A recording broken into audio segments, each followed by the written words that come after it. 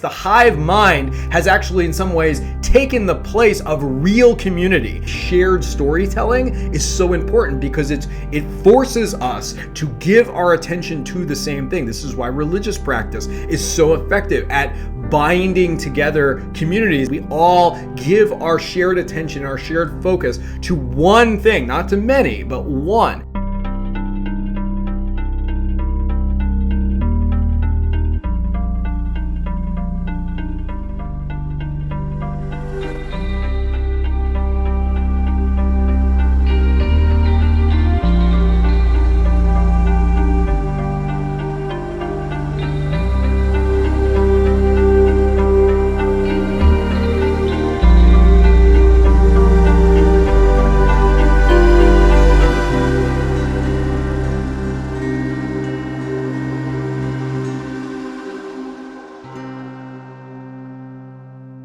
Well, hello and welcome to The Golden Thread.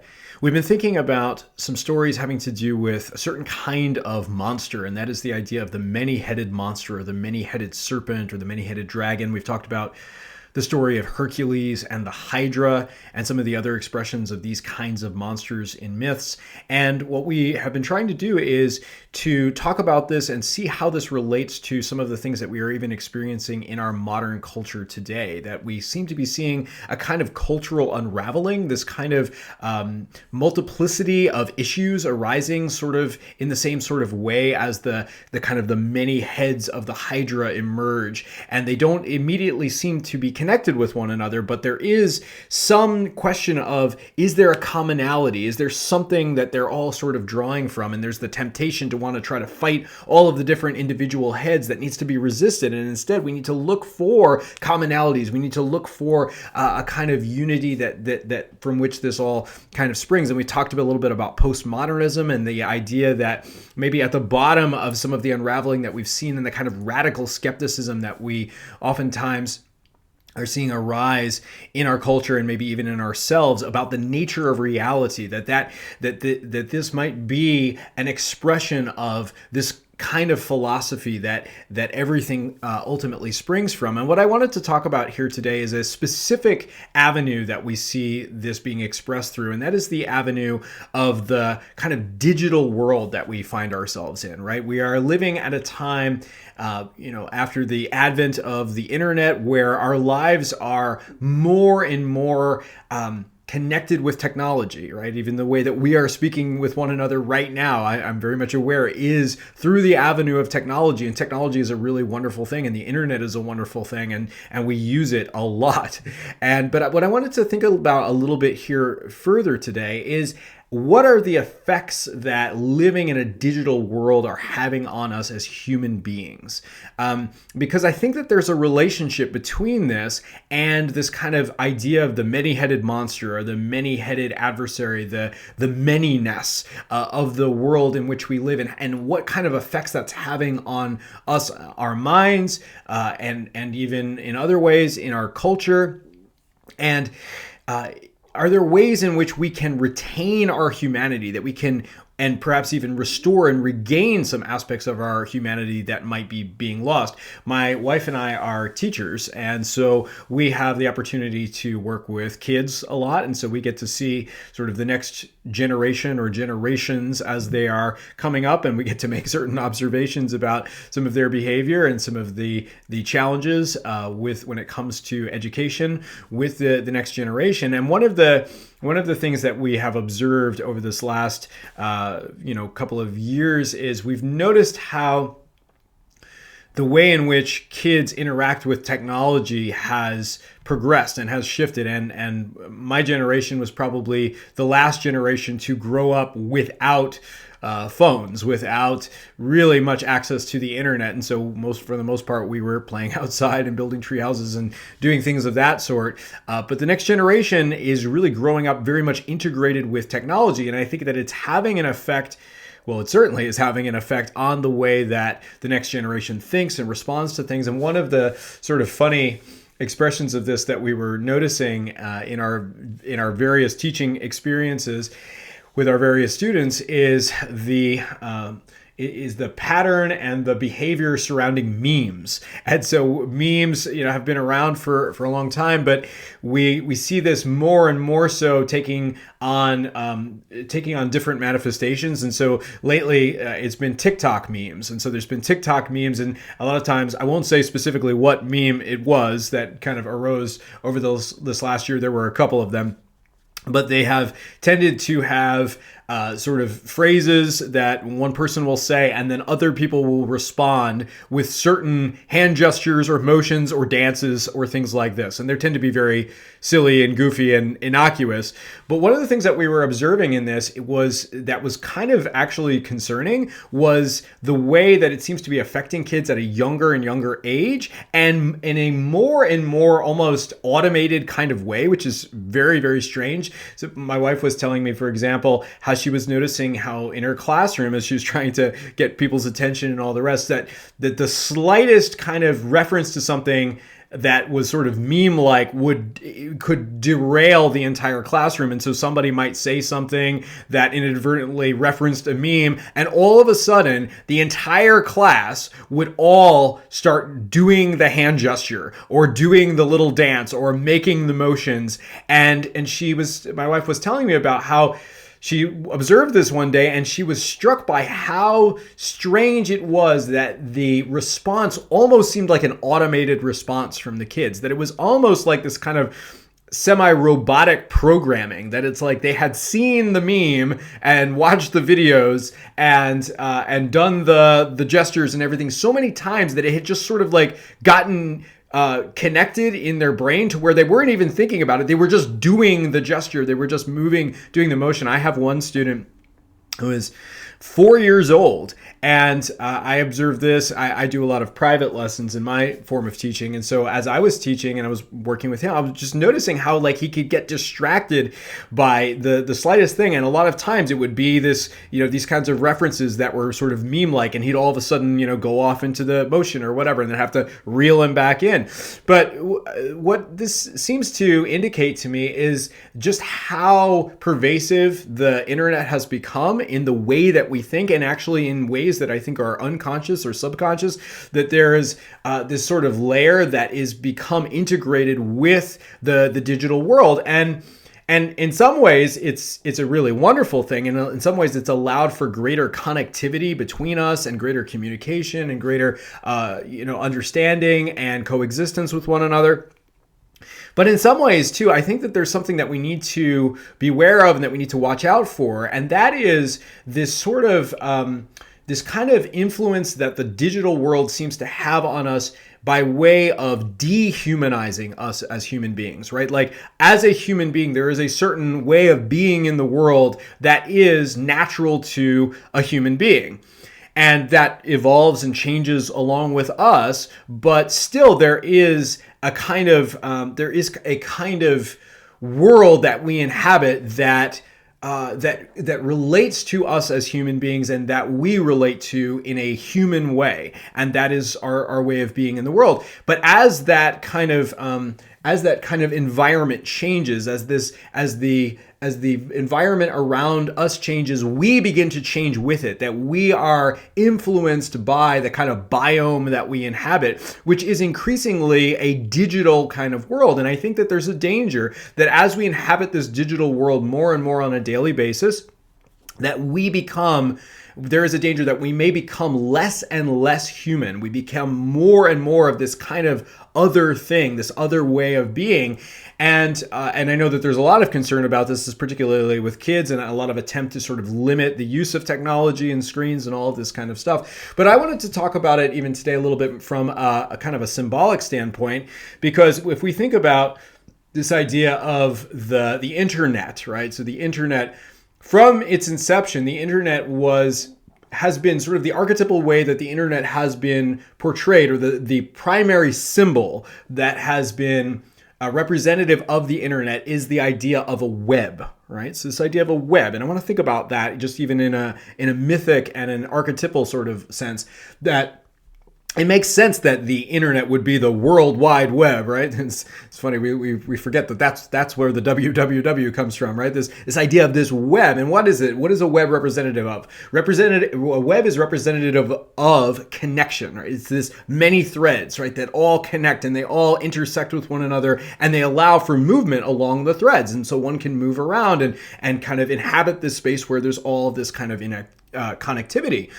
But there is also, I think, evoked here the sense of the kind of being that inhabits that sort of world. And we know what that is. Of course, it's a spider, right? And the idea of a spider is, even we think about this even mythically and archetypically, that a spider is something that is not necessarily it's not a symbol, it's not a creature that is necessarily associated with purely negative things, right? We see in myths, we see stories where the spider is the weaver, is the one that weaves things together and can see connections and bring connections together and create things and be a creative force in this way. So I think that we need to understand that there's a positive side to this image of the spider. But there's also, I think, instinctively, a lot of times for us as human beings, there is a little bit of squeamishness that we get around spiders. There's a little bit of a sense of that this is a being that has the ability to do many things at one time, right? It has many, many eyes. There's sort of a manyness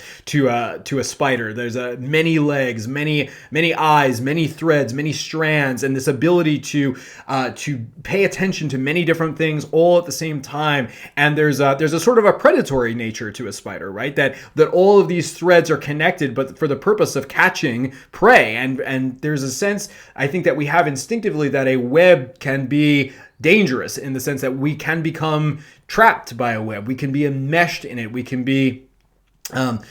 become the prey, right? And so I think that the more that we inhabit this kind of web-like world where everything is connected and there's all of these kinds of threads of information and threads of connectivity, that there is a tendency for us to become more and more like that sort of creature. There's a manyness to that way of being in the world, the sort of insect way of being in the world or arachnid way of being in the world that, again, isn't purely a negative thing, but it's not a human way of being in the world, right? Like, it's not the way that we naturally coexist in the world. And this has been the struggle of our current day paradigm, where it's like, how do we exist in a world that is just so very different from the world that our parents grew up in and their parents grew up in and humanity has been in? There's been so much change.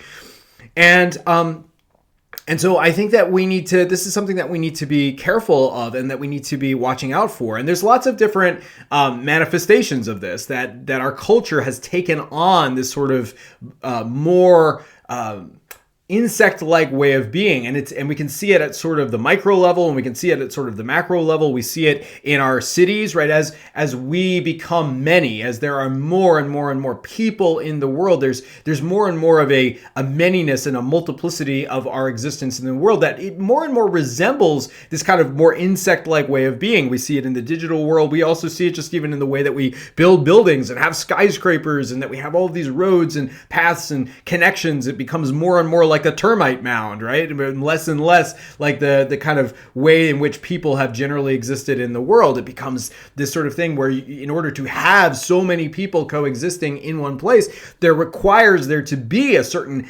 connectiveness and a certain infrastructure that diminishes the role of the individual and increases the sort of the communal aspects of the way in which we live. And if we think about that, if we think about a beehive, or we think about a termite mound, or we think about an ant nest, there's an insect way of being in the world that is very, very effective when you have many, many, many of these little beings all kind of clumped together and grouped together. But it enables ants to do incredible things. It enables bees to do incredible things and so forth. But it does so at the great expense of the individual, right? There's very little individual thought that goes on in the mind of an ant, as far as we know, right? Like, there's very little individuality and expression of who we are. in that sort of way of being. And that has always been something that's very important to us as human beings, right? That there's an aspect of an expression of individuality, of who I am, of my relationship to the community, but that I am also a distinct individual with a distinct expression of individuality and creativity and thought that goes into what it is for me to be a human being. And it's sort of this tension of those two things. Like, that's what it is to be human, is to exist in community with one another. We are communal animals. We are communal creatures. We're herd animals in a sense, but we're also individual. And like, that's what sets us apart in a lot of ways, or we may think of ourselves as being set apart in that way from, you could say, the lower forms of animals and the kinds of the other ways of being in the world that are distinctly, that may be effective for those kinds of creatures, but that aren't human. Those are not human ways of being. And I think that we have, in a lot of senses, we have kind of risen from that sort of level of being, that there is sort of, you could say, at the bottom of the world, there are ways of being in the world that involve this kind of insect-like way of existing. And then there's kind of this sort of strata moving upward, and then we see ourselves as kind of rising out of that. But I think that as we have grown in numbers and multiplied and filled the earth and built cities and done all of these kinds of things, and now that we inhabit this sort of digital web connecting us across the world, I think that there is a danger of us sort of returning back to that sort of insect-like way of being in the world. And the question is, how do we retain our humanity? How do we still remain human in the midst of this? And what are some of the expressions that we see of this in our culture? And are there ways that we can kind of resist that? Are there ways in which we can kind of do both? That can we live in a world that is more and more by its very nature marked by multiplicity? This is that idea again of the many-headed monster, right? The idea of the many-headed serpent, or in this case, the many-legged or the many-eyed sort of creature that exists in this world. And I think that this is a manifestation of the manyness of the world. Can we exist in a world that exists in that way, but then also remain individuals and remain people? And I think that this is a struggle that we all experience, and I think we can see it. So we can see it on the macro level in terms of the way that we exist as a society with skyscrapers and connectivity in the digital space. We also see it on the micro level with ourselves, even individually as people. I think that some of the concern about all the interdependence on the digital world and the effects that it's having on us, even cognitively, can tie in with some of the concerns about the mental health situation in the world, that we see more and more, it seems, these kinds of expressions of certain mental states that we give names like anxiety, or we give them expressions like, ADHD, or these kinds of things, right? And a lot of times these are real diagnosed conditions. But I think that for all of us, whether we find ourselves, diagnosed in a certain way or not, that we all can recognize that there is a certain change to the way that we think that makes it harder. It seems to be harder to be able to focus and give our attention to one thing in the world today than it ever was before. And it makes sense because we have so much information coming at us from so many different directions, and there's so many different forms of stimuli and so many different voices and so many different things. And again, this reminds us of this sort of insect-like kind of thing where you can see an insect or a spider with the many eyes, or the compound eyes with the many different facets that are capable of paying attention to many, many, many different things all at the same time. Right? And what does that remind us of? Does that not remind us of the algorithm? Does that not remind us of sort of the attention economy of all of these different voices and all of these different things speaking to us all at once, and scrolling through and seeing all of these different things? Does it not remind us of, a group of people where you have a whole bunch of people sitting in the same room and they're all doing this? They're all scrolling on their phones. And so you have many screens, many facets, many eyes, many different directions in which attention is being pulled. And I think that this is one of the things that makes it so difficult for us right now to actually, ironically, be able to connect with one another. We can all be sitting in the same room, but our attention is being pulled in so many different directions that we can't all focus on one thing at the same time, enough to be able to bond, because that takes time, like bonding together. This is why going to a concert or watching a movie or being involved in some sort of shared storytelling is so important, because it forces us to give our attention to the same thing. This is why religious practice is so effective at binding together communities and binding together people, because we all give our shared attention, our shared focus to one thing, not to many, but one. And so there is, but this becomes more and more difficult, and I would say also becomes more and more vital the more that we inhabit a world that is pulling us in lots and lots and lots of different directions. And I would say it raises deep questions, like even if we think about our own minds, that our minds can be pulled in so many different directions that there even becomes almost like a shatteredness of identity, right? There can be a question of like, well, who am I? Which voice in here is my voice? There's so many, right? And it's like being able to distinguish myself, the self, within all this multiplicity of information and attention and all of this stuff, right, that is swirling around there, and that can be a real struggle for us. And so I think that it's important, and there can also be, I think, even sort of this kind of world in which we live is inhabited by its nature, and can be manipulated by certain kinds of monsters, right? So like a monster is we understand is representative of things that we need to be aware of, the things that we need to watch out for. And we see this in the apocalyptic narratives in the Bible, particularly in the book of Revelation. If you're familiar with this, we see these kinds of really just crazy, wild apocalyptic visions in this, and in that story we see, and against that landscape, against that backdrop, we see monsters, and there's particularly these images of the beast, and we have this image of the dragon, which is this many-headed dragon. It's a hydra, right? Like that's what it is. It's this many-headed dragon. We have this beast, and a lot of times a way in which people understand this, a common way of understanding what this image symbolizes, is the idea of this kind of large-scale macro kind of political power that is seen in this sort of apocalyptic vision of a rising in the world. And it's this thing that's capable of controlling many things all at once, right? It's a dragon that has its claws in lots and lots and lots of different places and lots of different people, and a beast that can be in lots of different places at one time. There's this sort of like transcendent kind of quality to this particular vision of a monster.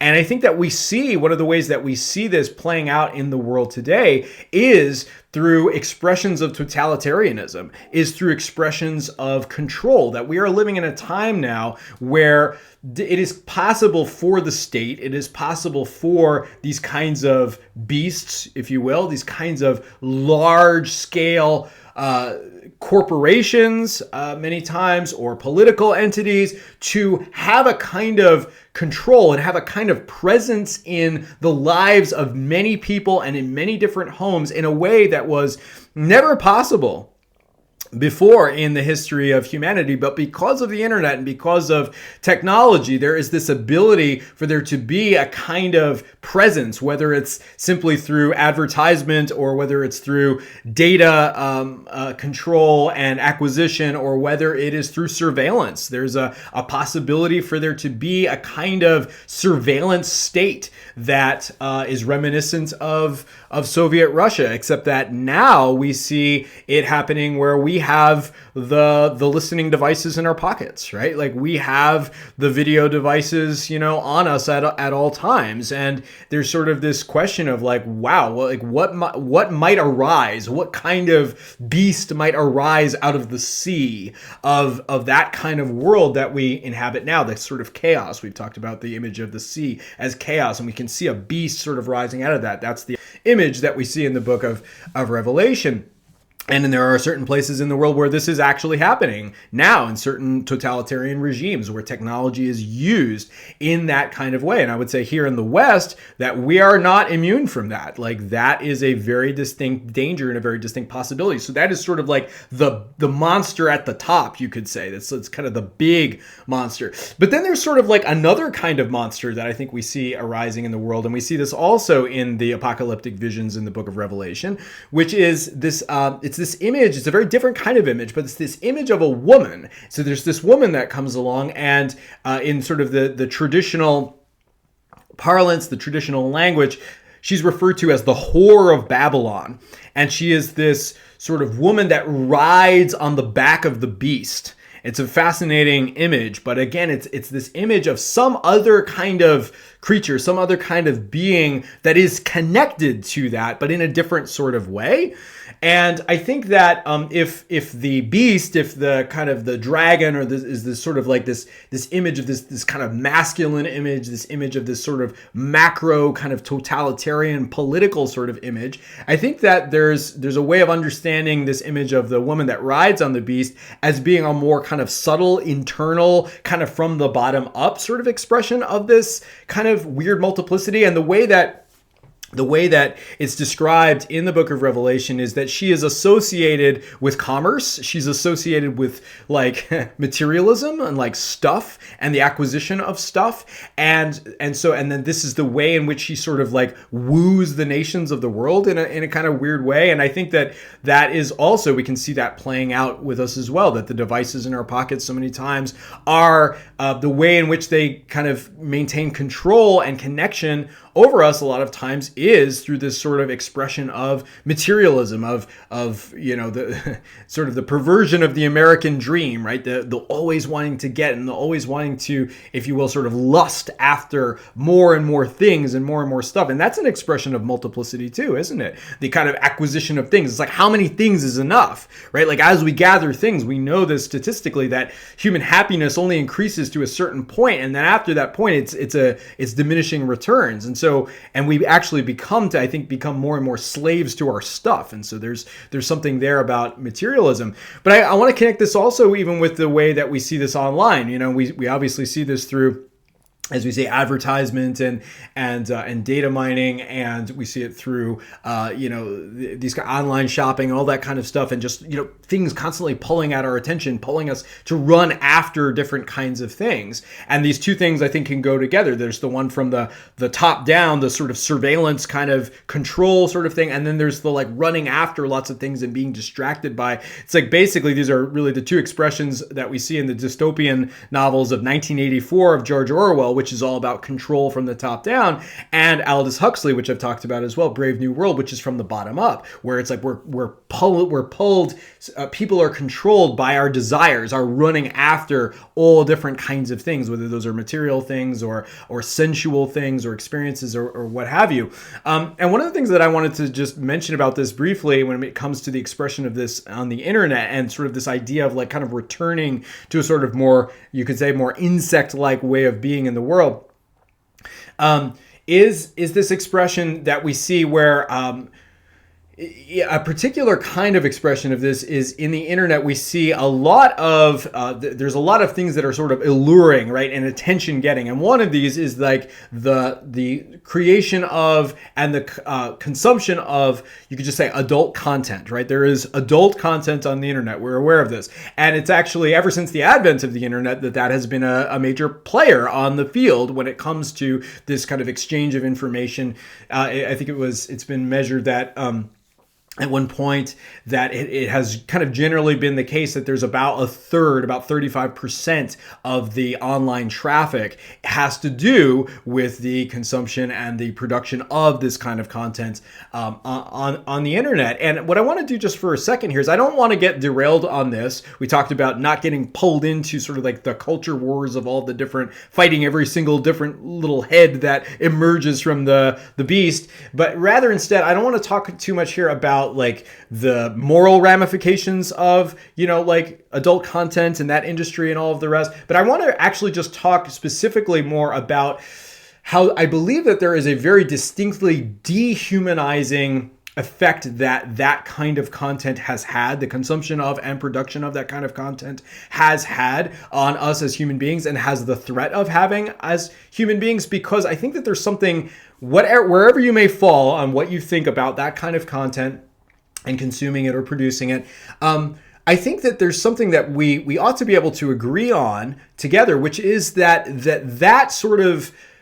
sort of way of being, that when it comes to our relationships with one another, right? Like, let's say when it comes to love and when it comes to connection and human intimacy with one another, that there is a certain way of being in the world that is human when it comes to those things, right? And historically and traditionally, that has tended to be the strategy, you could say, that has tended to be the most successful, is the one that is that we can think of as, and is expressed through, the idea of marriage, right? The idea of a monogamous marriage in the case of a couple. And there's been many other models that have been tried throughout history, so it's not for lack of trying, right? But this seems to be the one that has replicated itself down through the ages and been the most effective for building stable families, for continuing to reproduce and to give the next generation a stable foundation to move on with, and so forth. And it is very much at the basis of at least Western cultures, the idea of marriage and family. And so we see that as being, I would say, archetypal of what a human way of being is when it comes to love and intimacy and those kinds of things. Now, the kind of expression that we see, but there's other expressions that are out there on offer in the global market, right? Like, that are available. And one of these is the kind of content that we see being purveyed through the internet, right? This kind of adult sort of content that can be consumed and is being consumed, I would say, at a very high level, and particularly, especially by young people. We've been talking about young people growing up in this sort of culture where, hey, listen, you've got the access to anything that you want to see, anything that you want to experience in your pocket, right? And people growing up in this way, and the way that it's kind of changing the hardwiring of our brains. And what I want to say about this is, I think that there is something distinctly dehumanizing about that sort of experience and that sort of expression of intimacy that I think we need to be very, very careful of. And just the expression that I want to just draw attention to is this, that when we are thinking about this, that the idea of monogamy, the idea of one person and another person coming together and forming a loving and intimate relationship, like, that is a very interesting way of existing in the world. And it's a very unique way of existing in the world. And it's a unique way that does two things. It celebrates the idea of togetherness and community, of this kind of communal coming together, but it also celebrates individuality. That I think as you multiply, right, as you multiply the number of persons or the number of partners or the number of people that are involved in a relationship, that the individuality just by nature kind of begins to break down. You just have less and less of that. And so you have large groups or large sorts of experiences, like you have less of a sense of individuality. And so I think in a lot of ways, monogamy and the idea of marriage and sort of that model of marriage actually is a celebration of what it is to be a person. It's like, it is a celebration of what it is to be a human being, a distinct, unique human being. And I think by contrast, the way of being in the world, or the way of being in the digital world, through the sort of consumption of adult content and the production thereof, is much more, it's very, very different from that, because it's sort of the idea that you might have this very small, I'm just going to describe it for you, right? So you have this very small population of very high level, you could say high level attractive people, right? Very high level people from an aspect of desirability, tending to be very young, and also very skillful and very capable of sort of marketing themselves and all those kinds of things. So it's this very, very small sliver of people who are maybe producing this kind of content. And you could say that they're sort of, and a lot of times, would be female, right? So you have these kind of apex females, you could say, who are producing this kind of content. and then it's being consumed by lots and lots and lots of males. And I understand, of course, too, that it goes the other way as well, but most of this kind of consumption is in that sort of pattern. We see it this way, right? And so when you see that, it's like this idea of like a female being sort of attended to, the attention of many, many males being given to like one female, right? Or just to a couple of these sort of apex females. In this sort of intimate way, being coming about through technology. Like normally under normal circumstances or under historical circumstances, like you couldn't do that. Like you're just physically not capable of being with that many, different partners or whatever. But through the internet, you can. And that way of being, this is something that strikes me about this, which is so wild and crazy. But if you think about this, that way of being is a very distinctly non-human way of being, I would say. But it is a way of being that is very much representative of certain other kinds of life in the world. And I would say specifically the insect way of being in the world. You think about a hive, right? You think about a hive. What is it? It's many drones, right? It's many drones, many males, many of these kinds of creatures that are all attending to one female. Right? This is the queen. This is the apex female. And so their job is to attend to the apex female in this sort of intimate way, right? And that's their job. Like, that's what they do. They don't work. They don't do anything else. They're kind of useless otherwise, but like that's their job. And then that one female then produces the offspring for the herd or for the hive. And what are the other females doing while this is happening, right? Because you have this like apex female that has this sort of dominance over that.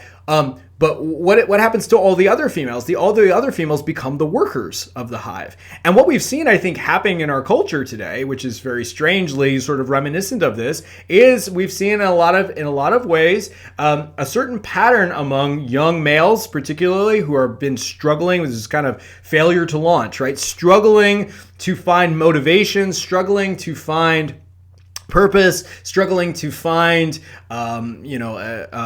lifestyle and work that is rewarding and providing and all those kinds of things. We have a lot of young males who are having a really hard time with that. And what we are a lot of times seeing is we see a lot of females picking up the slack and saying like, well, okay, then I'm going to provide for this relationship, or I'm going to try to step in there and kind of fill that void.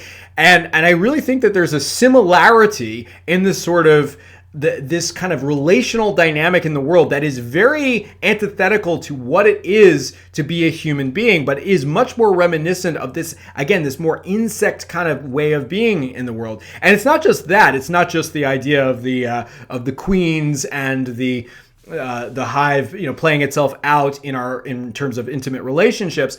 But I think it's also, we see it in this idea of the hive mind, right? Like the hive mind. This is something that we see more and more so online, is the struggle that people seem to have to be able to express themselves as individuals, and how more and more so there is more and more of a temptation to express ourselves or to simply become an echo of the kind of cultural conversation that we're constantly being exposed to all the time. And so we see people kind of, like lemmings, right? Just sort of following the herd. And this is, to some degree has always been an aspect of human nature. We are herd animals, as we said, but this seems to be happening more and more to a degree that is, I think, unhuman, or inhuman, I should say. It's something that is, it is not that is so diminishing of the individual that the more that we expose ourselves to these kinds of very loud narratives that we hear online and this sort of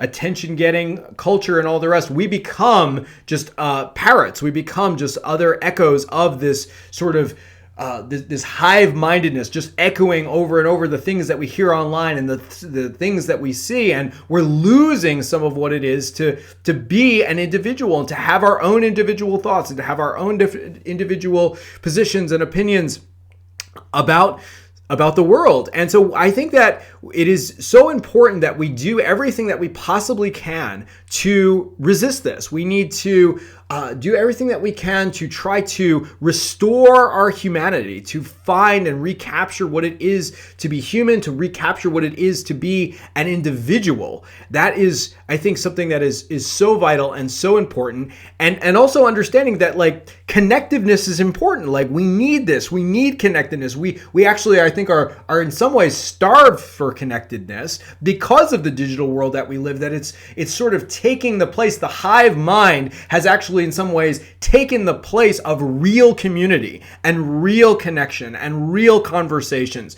that can be had. And these conversations, they don't have to be in person. They can be online. They can be this kind of conversation. But I think that what's so important about it is that it is vital that we make sure that we are doing everything that we can, whether it's online or whether it's in person, to treat other people that we are connecting with and that we are talking with as human beings, not as objects, right? We need to be very, very, very, very careful and beware of a temptation to objectify other human beings, whether it is, there's lots and lots of different expressions about that, or to villainize, to demonize other people and say, oh yeah, to reduce them to a particular slogan or a particular sentiment that we've seen repeated itself over and over online. A lot of times we'll see these kinds of things being trotted out online. And then when we talk to somebody, whether it's someone from a different culture or a different political standpoint or just whatever it is, we talk to them and we think and we realize, oh, like you're nothing like I thought you were. Like, because if you just look at what's being trotted out online, that we get this sort of weird, inflated, hive-like view of other human beings. And we need to treat other human beings in ways that elevate and exalt and celebrate humanity and our individuality and resist the temptation to reduce us to ciphers and to drones and to, workers and pieces of the puzzle and blocks and gears inside of the machine. And so I think that this is like a real issue that we're dealing with today. And there's lots of questions as to like, how do we actually do this? How do we remain human in a very much digital world, and how can we connect with one another in ways that are actually meaningful, that don't dehumanize us? And so I would love to invite you to talk about that a little bit, maybe in the comments. Let's think about that, and just to throw out some just kind of general thoughts.